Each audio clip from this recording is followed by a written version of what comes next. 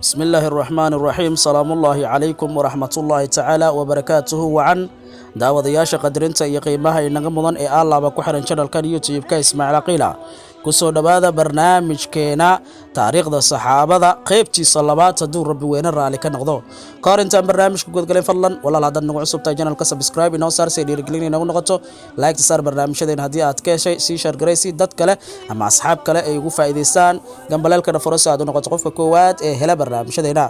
qaybta labaad ee barnaamijka taariikhda saxaabada waxaan ku soo qaadan doonaa qisadii xaaskii Julaybiib ayaan ku soo qaadan doonaa insha Allah taala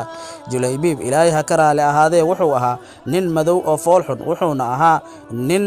doob ah oo aan weli guursanin kadibna rasuulka ilaahay ayaa u doonay gabar reer ansaariyad ahayd gabadha aabaheeda wuxuu ku dhahay waan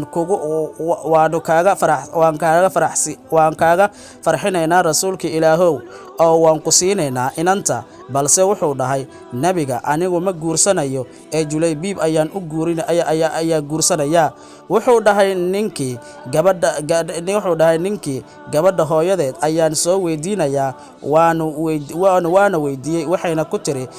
ma Julaybiib ayaa inanteeda guursanaya ilaah baan ku dhaartay guursan maayo markii ninkii doonay inuu kaco ayaa gabadhii tiri yaa isoo doonay waxay dhaheen rasuulkii ilaahay ayaa doonaya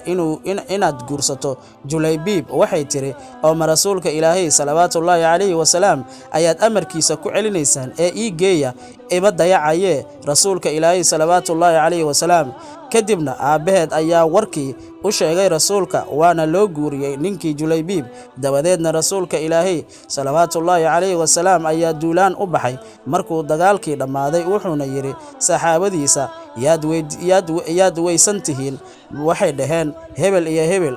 wuxuu dhahay yaad kale oo aad weysantihiin waxay dhaheen cidna wuxuu rasuulka salawaatullaahi calayhi wasalaam yiri aniguse waxaan weysanahay Julaybiib waa la raadiyay Julaybiib waxaana la helay isagoo 7 gaalo ah dilay isaguna ay dileen markaasuu nabiga salawaatullaahi calayhi wasalaam u dhahay wuxuu dilay 7 gaalo isagana way dileen kani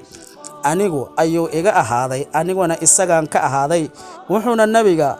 nabiga saaray madaxiisa dhabtiisa ilaa laga aaso lamana meerin meedkiisa xaaskii Julaybiib ayaa waxay noqotay haweenka ugu xoolaha badan ee magaalada Madiina ee sidoo kale ugu waxbixinta badan ma ogtahay habeenaydaasi wuxuu rasuulka ugu duceeyay markii ay guursatay Julaybiib wuxuuna dhahay Allahumma sabbu calayha alkhayr sabban wala tajcal ciishaha kada wa kada ilaahay waxaad ku shubtaa korkeeda khayrka ku shubis hana ka yeelin nolosheeda mid kadeeda ama oo dhib ah ilaahay subxaanahu wa ta'ala wuu ku aqbalay ducadii rasuulka salawaatullaahi calayhi wasalaam waxaana haweenaydaasi guursaday saxaabada waaweynaa ee rasuulka waxayna noqotay maalqabeen kadib markii ay fulisay amarkii rasuulkii ilaahay salawaatullaahi calayhi wasalaam guud ahaan maanta qisadayna intaas ayaan kusoo gabagabaynaynaa inta qisadan mideeda xigta aynu ku kulmi doono waa walaalkii Ismaaciil Aqila idinkaga tagaya sidaas iyo nabadiino nooli kulanti dambe oo xiiso leh